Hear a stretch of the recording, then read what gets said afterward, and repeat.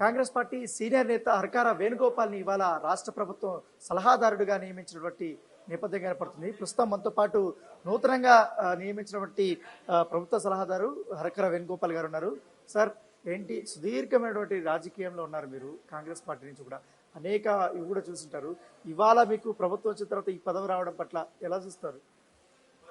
నేను కాంగ్రెస్ పార్టీలో విద్యార్థి దశ నుంచి కూడా ఎన్ఎస్యుఐ, యువజన కాంగ్రెస్, పెద్ద కాంగ్రెస్ లోపల సెక్రటరీ, జనరల్ సెక్రటరీ, ఉపాధ్యక్షుడు, ప్రోటోకాల్ చైర్మన్గా గత 30 సంవత్సరాలుగా ఒక కాంగ్రెస్ పార్టీ లోపల ఒక సుశిక్షితున్నటువంటి సైనికునిగా నేను పనిచేస్తా ఉన్నా. ఆ రోజుల్లో గౌరవ ముఖ్యమంత్రి విజయభాస్కర్ రెడ్డి గారు ముఖ్యమంత్రిగా ఉన్నప్పుడు నన్ను రామగుండం నోటిఫైడ్ ఏరియా వైస్ చైర్మన్గా కాంగ్రెస్ పార్టీ నన్ను నియమించింది. తర్వాత గౌరవనీయులు దివంగత నేత రాష్ట్ర ముఖ్యమంత్రి వైఎస్ రాజశేఖర రెడ్డి గారు ఉన్నప్పుడు నన్ను అగ్రికల్చర్ యూనివర్సిటీ లోపల పాలక మండలి సభ్యుని హోదాలో 2 సార్లు నన్ను ప్రభుత్వ నియామకం జరిగింది.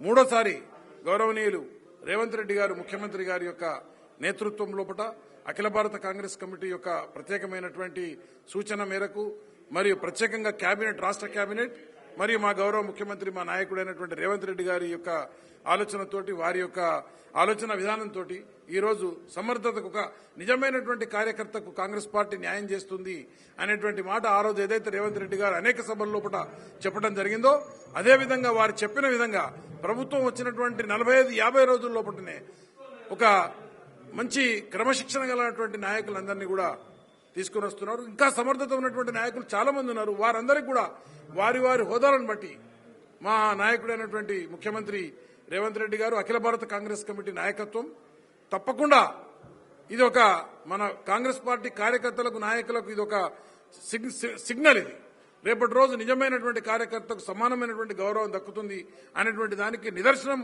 ఈ నియామకం.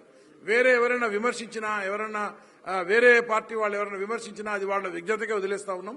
మేమందరం కూడా ఈ రాష్ట్రం లోపల రాష్ట్ర ప్రజానీకానికి సేవల దృష్ట్యా కేబినెట్కి, ముఖ్యమంత్రి గారికి మేము పూర్తి స్థాయిలో సహాయ సహకారాలు అందించి రాష్ట్రం లోపల ప్రభుత్వం ముందుకు నడిచేటువంటి విధంగా, సమర్థవంతమైనటువంటి ప్రభుత్వం ఇచ్చే విధంగా మేము తప్పకుండా నా వంతు ప్రయత్నం నేను చేస్తా. మా ముఖ్యమంత్రి గారికి, మా డిప్యూటీ సీఎం గారికి మరియు కేబినెట్కి, రాష్ట్ర కేబినెట్కి, ప్రత్యేకంగా అఖిల భారత కాంగ్రెస్ కమిటీకి సంబంధించిన మా తెలంగాణ రాష్ట్ర వ్యవహారాల ఇన్ఛార్జ్ దీపాదాస్ మున్షి గారికి, అలాగే మా కేసీ వేణుగోపాల్ గారికి, మా అఖిల భారత కాంగ్రెస్ కమిటీ అధ్యక్షుడైనటువంటి మల్లికార్జున ఖర్గే గారికి, రాహుల్ గాంధీ గారికి, సోనియా గాంధీ గారికి ప్రత్యేకమైనటువంటి కృతజ్ఞతలు తెలియజేస్తా ఉన్నాం. ఈసీసీలో ప్రోటోకాల్స్ చూసేటవారు, ఎందుకంటే అధిష్టానంతో మంచి సాన్నిహిత సంబంధాలు ఉన్నారు. ఇవాళ మీరు ప్రోటోకాల్ విభాగంతో పాటు పిఆర్ సంబంధించినటువంటి ఈ విభాగంకు వచ్చారు కాబట్టి ఇవాళ వెంటనే వేణుగోపాల్ గారు మీకు ఫోన్ చేసినట్టు తెలిసింది. అలాగే దీపదాస్ మున్షి గారు ఫోన్ చేసినట్టు ఏం చెప్పారు వాళ్ళు? ప్రత్యేకంగా శ్రీమతి దీపాదాస్ మున్షి గారు, మన అఖిల భారత కాంగ్రెస్ కమిటీ ప్రధాన కార్యదర్శి, తెలంగాణ వ్యవహారాల ఇన్ఛార్జ్, ఫోన్ చేసి వారి యొక్క అభినందనలు తెలియజేసి, సమర్థవంతమైనటువంటి నాయకునికి ముఖ్యమంత్రి గారు చూజ్ చేశారు, మీకు ప్రత్యేకంగా అభినందనలు తెలియజేస్తా ఉంది మేడం, మాకు బ్లెస్సింగ్ ఇవ్వడం జరిగింది.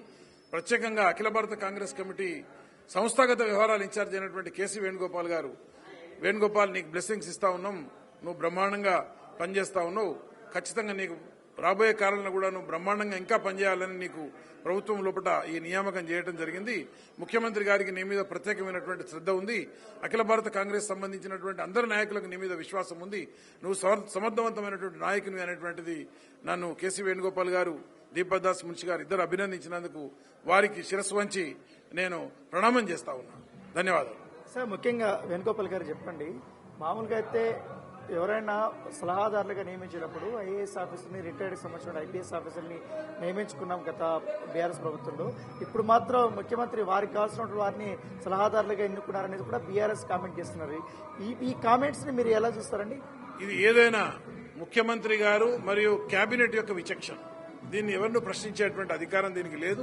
ఏ ముఖ్యమంత్రి అయినా గతంలో కూడా రిటైర్ అయినటువంటి అధికారులను కానీ ఇంకా ఎవరెవరినో ఎవరి ఇష్టం వచ్చినట్టు వాళ్ళు వేసుకున్నారు. కానీ ఇక్కడ సమర్థవంతంగా ఒక సబ్జెక్టు మీద నాలెడ్జ్ ఉన్నటువంటి వాళ్ళు ఇవాళ ఈ రోజు వచ్చినటువంటి 3 సలహాదారులు కూడా గౌరవనీయులు వేం నరేందర్ రెడ్డి గారు కానీ, మా సోదరులైనటువంటి గౌరవనీయులు షబీర్ అలీ గారు కానీ అనేక మార్లు అనేక వ్యవహారాల్లో కూడా వారికి అనుభవం ఉన్నటువంటి దృష్ట్యా, వారి వారి సబ్జెక్టు లోపల అనుభవం ఉన్నటువంటి దృష్ట్యా నేను నాకుండేటువంటి ప్రజా సంబంధాలు కానీ, నాకుండేటువంటి ప్రోటోకాల్ డిపార్ట్మెంట్ మీద పట్టు చూసి మా ముఖ్యమంత్రి గారు, మా రాష్ట్ర కేబినెట్ ఈరోజు నా సమర్థతను గుర్తించి నాకు ఈ అవకాశం ఇవ్వడం జరిగింది.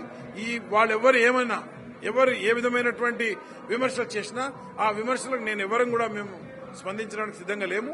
వారి విజ్ఞతకే వదిలేస్తాం. రాబోయే కాలంలో అందరం కలిసి సమిష్టిగా ఈ రాష్ట్రాన్ని అభివృద్ధి దిశగా ప్రయత్నం చేద్దామనేటువంటిదే నా కోరిక. ముఖ్యంగా కేవలం ముఖ్యమంత్రి రేవంత్ రెడ్డి గారు తన సమర్థతను కూడా చూసి ఇలాంటి పదవి కూడా ఇచ్చారని కూడా చెప్తున్నారు. దాంతోపాటు అధిష్టానం పెద్దలు కూడా ఇవాళ ఫోన్ చేసి అభినందించారని కూడా చెప్తున్నట్టు నేపథ్యం కనపడుతుంది. ఏదైతే బీఆర్ఎస్ చేసినటువంటి కామెంట్స్ కూడా మేము పెద్దగా పట్టించుకోలేము, ఎందుకంటే మాకున్నటువంటి సబ్జెక్ట్ నాలెడ్జ్ కానీ ప్రజా సంబంధాలపైన ఉన్నటువంటి అవగాహన కానీ ఇవన్నీ కూడా రాష్ట్ర ప్రభుత్వంకి పనికొస్తాయనే ఉద్దేశంతో కూడా నన్ను నియమించారు. కాబట్టి ఇలాంటి చౌకబారు విమర్శలు మేము పెద్దగా పట్టించుకోమనేసి కూడా హర్కార వేణుగోపాల్ చెప్తున్నట్టు నేపథ్యం కనపడుతుంది.